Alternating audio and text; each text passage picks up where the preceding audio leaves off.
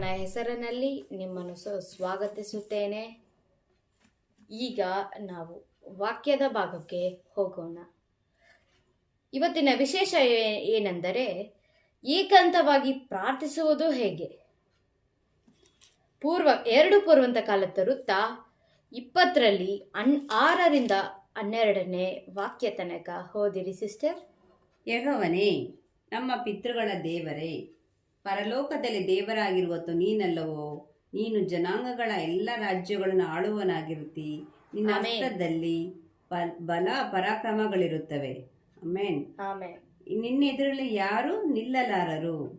Amen. ನಮ್ಮ ದೇವರಾದ ನೀನು ನಿನ್ನ ಪ್ರಜೆಗಳಾದ ಇಸ್ರೇಲರ ಎದುರಿನಿಂದ ಈ ದೇಶದ ನಿವಾಸಿಗಳನ್ನು ಹೊರಡಿಸಿ ದೇಶವನ್ನು ನಿನ್ನ ಸ್ನೇಹಿತನಾದ ಅಬ್ರಾಮನ ಸಂತಾನದವರಿಗೆ ಶಾಶ್ವತವಾಗಿ ಸ್ವಾಸ್ಥ್ಯವನ್ನಾಗಿ ಕೊಟ್ಟಿದೆಯಲ್ಲ.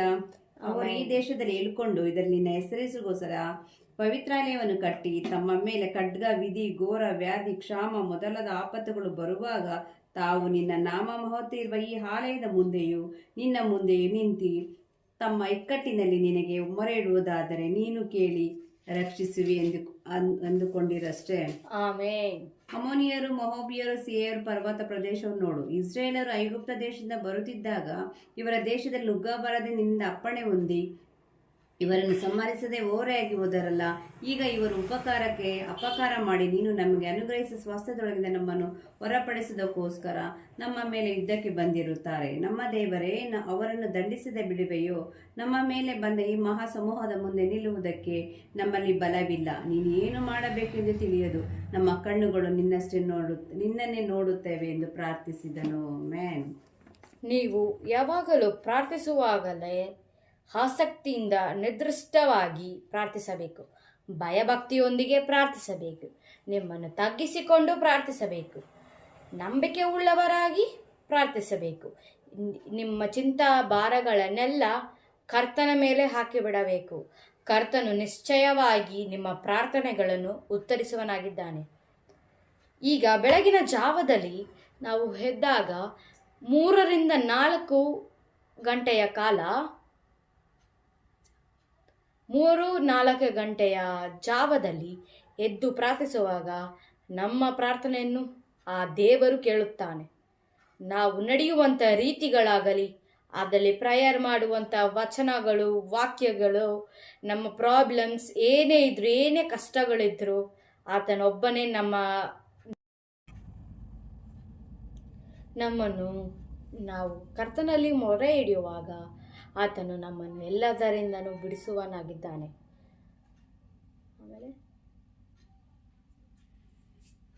ಆಮೇಲೆ ಆತನ ಸನ್ನಿಧಾನದಲ್ಲಿ ಕುಳಿತುಕೊಳ್ಳಿರುವಾಗ ನಾವು ಏನೇ ಪ್ರಾರ್ಥನೆ ಮಾಡಿದರೂ ಆತನು ಕೇಳುತ್ತಾನೆ. ನಮ್ಮ ಪ್ರಾಬ್ಲಮ್, ನಮ್ಮ ಕಷ್ಟಗಳು, ನಮ್ಮ ನಷ್ಟಗಳು ಏನೇ ಇದ್ದರೂ ಆತನು ಬಿಡಿಸುತ್ತಾನೆ. ಅದರಿಂದ ಎಲ್ಲದರಿಂದನೂ ನಮ್ಮನ್ನು ಬಿಡಿಸುವನಾಗಿದ್ದಾನೆ. ಕರ್ತನಲ್ಲಿ ಭಯಭಕ್ತಿ ಉಳ್ಳವರಾಗಿ ಪ್ರಾರ್ಥಿಸಬೇಕು. ಕರ್ತನಲ್ಲಿ ಯಾವಾಗಲೂ ಭಯಭಕ್ತಿ ಉಳ್ಳವರಾಗಿ ನಾವು ಪ್ರಾರ್ಥಿಸುವಾಗ ನಮ್ಮ ಪ್ರಾಬ್ಲಮ್ಸ್, ನಮ್ಮ ಎಲ್ಲ ಕಾರ್ಯಗಳು ಸಫಲವಾಗುತ್ತದೆ.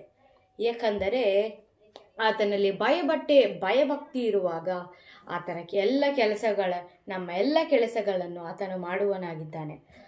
ನೆಕ್ಸ್ಟ್ ಏನೆಂದರೆ ನಮ್ಮನ್ನು ತಗ್ಗಿಸಿಕೊಂಡು ಪ್ರಾರ್ಥಿಸುವುದು. ನಮ್ಮನ್ನು ತಗ್ಗಿಸಿಕೊಂಡು ಅಂದರೆ ತಲೆ ಬಗ್ಗಿಸಿ ನೀಲ್ ಡೌನ್ ಹಾಕಿ ನಾವು ಪ್ರಾರ್ಥಿಸುವಾಗಲೇ ನಮ್ಮನ್ನು ತಗ್ಗಿಸಿಕೊಳ್ಳುವರಾಗಿದ್ದೇವೆ. ನಾವು ಅವರ ಕೆಳಗೆ ನಾವು ಮಣ್ಣು, ಆ ಮಣ್ಣಿನಿಂದ ಉಪಯೋಗ ಆಗಬೇಕು. ಯಾಕಂದರೆ ನಮ್ಮನ್ನು ತಗ್ಗಿಸಿಕೊಂಡಾಗ ನಮ್ಮಲ್ಲಿರುವಂಥ ಎಲ್ಲ ಕೆಟ್ಟತನಗಳನ್ನು ಬಿಡಿಸುವನಾಗಿದ್ದಾನೆ. ಎಲ್ಲ ನಮ್ಮ ಭಾರವನ್ನೆಲ್ಲ ನಿಮ್ಮ ಕರ್ತನ ಮೇಲೆ ಹಾಕಬೇಕು. ಕರ್ತನ ಮೇಲೆ ಹಾಕಿದಾಗ ಅವರು ಚಿಂತಿಸುತ್ತಾರೆ. ನಾವು ಚಿಂತಿಸಬಾರದು, ಅವರು ಚಿಂತಿಸುತ್ತಾರೆ. ಅವರು ಚಿಂತಿಸಿದಾಗ ನಮ್ಮ ಎಲ್ಲ ಕಾರ್ಯಗಳು ಅದು ಸಫಲ, ಆ ಟೈಮಲ್ಲಿ ಕರೆಕ್ಟಾಗಿ ನಡೆಸಿಕೊಳ್ಳುವನಾಗಿದ್ದಾನೆ. ನಮ್ಮ ಹತ್ರ ಏನೇನೋ ಪ್ಲ್ಯಾನ್ಸ್ ಇರುತ್ತೆ. ಆ ಪ್ಲ್ಯಾನ್ಸ್ ಎಲ್ಲ ಆಗಲ್ಲ. ದೇವರ ಪ್ಲ್ಯಾನ್ ಇದ್ದಾಗ ನಮ್ಮ ಎಲ್ಲ ಕಾರ್ಯಗಳು ಸಫಲವಾಗುತ್ತದೆ. ಯಾಕಂದರೆ ನಮ್ಮ ಕಾರ್ಯಗಳು ಅಲ್ಪ ಸ್ವಲ್ಪ ಲೋಕದ ರೀತಿಯಾಗಿ ಇರಬಾರದು. ಏನಿದ್ದಲ್ಲಿ ಸ್ಪಿರಿಚುವಲ್ ಲೈಫಲ್ಲಿ ಚೆನ್ನಾಗಿ ಬೆಳೆಯೋ ಹಾಗೆ ಆತ್ಮಿಕ ರೀತಿಯಲ್ಲಿ ಬೆಳೆಯಬೇಕು. ಆತ್ಮಿಕ ಫಲಗಳು, ಎಲ್ಲವನ್ನು ಅವರಲ್ಲಿ ಬೆಳೆಯೋ ಹಾಗೆ ನಾವು ಇರಬೇಕು. ಯಾಕಂದರೆ ಕರ್ತನಲ್ಲಿ ನಿಶ್ಚಯವಾಗಿ ಪ್ರಾರ್ಥಿಸುವವರು ಧನ್ಯರಾಗಿದ್ದಾರೆ. ಏಕೆಂದರೆ ನಮ್ಮ ಪ್ರಾರ್ಥನೆಯನ್ನು ಅವನನ್ನು ಯೇಸು ಉತ್ತರಿಸುತ್ತಾರೆ. ಯಾಕಂದರೆ ನಾವು ಏಕಾಂತವಾಗಿ ಪ್ರೇಯರ್ ಮಾಡುವಾಗ ಅವರು ನಮ್ಮ ಜೊತೆ ಮಾತನಾಡುತ್ತಾರೆ. ಏಕೆಂದರೆ ಆ ಸಮಯದಲ್ಲಿ ಯೇಸು ಕ್ರಿಸ್ತನು ಮತ್ತಾಯನ ಬರೆದ ಸುವಾರ್ತೆಯಲ್ಲಿ 3-4 ಜಾವ ತಾಸಿನಲ್ಲಿ ಅವರು ಹೋಗಿ ಬೆಟ್ಟದ ಗತ್ಸೆಮನೆ ತೋಟದಲ್ಲಿ ಪ್ರಾರ್ಥಿಸುತ್ತಾರೆ. ಏಕೆಂದರೆ ಅವರ 4 ಜನರ ಶಿಷ್ಯರುಗಳನ್ನು ಕರೆದುಕೊಂಡು ಹೋಗಿ ನೀವು ಪ್ರಾರ್ಥಿಸಿರಿ ಅಂತ ಹೇಳಿ ಹೋಗುತ್ತಾರೆ. ಏಕೆಂದರೆ ಪ್ರಾರ್ಥಿಸುವಾಗ ನಾವೆಲ್ಲವನ್ನು ಜಯಿಸಿಕೊಳ್ಳುವರಾಗಿದ್ದೇವೆ. ಏಕೆಂದರೆ ನಮ್ಮ ಸಮಸ್ಯೆಗಳು ಏನೇ ಇದ್ದಲ್ಲಿ ಉಪವಾಸ ಮಾಡಿ ಪ್ರಾರ್ಥಿಸುವುದು ಇನ್ನ ಮೇಲು. ಏಕೆಂದರೆ ನಮ್ಮ ಉಪವಾಸ ಮಾಡುವಾಗ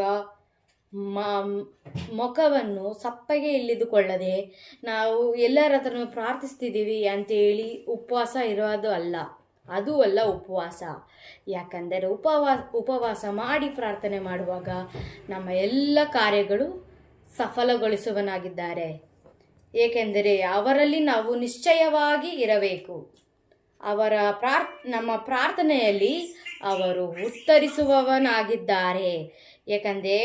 ಯಾಕೆಂದರೆ ಯೇಸುವಿನ ನಾಮದಲ್ಲಿ ಏನು ಕೇಳಿಕೊಂಡರೂ ಅದು ನಿಮಗೆ ಸಿಗುತ್ತದೆ ಅಂತ ಹೇಳಿದ್ದಾರೆ ಅಲ್ವಾ. ಹೇಳಿರೋ ಪ್ರಕಾರನೇ ನಾವು ಕೇಳಿಕೊಂಡ್ರೇನೆ ಅವರು ಕೊಡ್ತಾರೆ. ಕೇಳಿಕೊಂಡಾಗ ಅವರು ಕೊಟ್ಟದ ನಂತರ ಅದನ್ನು ಯೂಸ್ ಅಂಡ್ ಥ್ರೋ ಮಾಡ್ಕೋಬಾರ್ದು. ನಾವು ಅದನ್ನು ಯೂಸ್ ಮಾಡ್ಕೋಬೇಕು. ಯಾಕೆಂದರೆ ಅವರು ಒಳ್ಳೆ ಕಾರ್ಯಕ್ಕಾಗಿ ನಮ್ಮನ್ನು ಕೊಟ್ಟಿರ್ತಾರೆ. ಅದೇನೇ ಕೆಲಸ ಇದ್ದರೂ ನಮಗೆ ಒಳ್ಳೆ ಕಾರ್ಯಕ್ಕಾಗಿ ಮಾತ್ರವೇ ಕೊಟ್ಟಿರ್ತಾರೆ, ಹೊರತು ಕೆಟ್ಟ ಕಾರ್ಯಕ್ಕಲ್ಲ. ಇವಾಗ ಮಕ್ಕಳು ಏನಾದರೂ ಕೇಳಿದ್ರೆ ಅಪ್ಪ ಅಮ್ಮಂದಿರು ಕೊಡಿಸ್ತೀರ ಅಲ್ವಾ. ಅದೇ ಥರನೇ ಇದು ಕೂಡ. ನಾವು ದೇವರ ಬಳಿ ಕೇಳಿದಾಗ ಅವರು ನಮಗೆ ಕೊಡುವರಾಗಿದ್ದಾರೆ. ಅವರಿಗೆ ನಾವು ಮಕ್ಕಳು, ಅವರು ನಮ್ಮ ತಂದೆ. ನಾವು ಕೇಳಿಕೊಂಡಾಗ ಅವರು ಯಾವಾಗಲೂ ಕೊಟ್ಟೇ ಕೊಡುತ್ತಾರೆ. God bless you.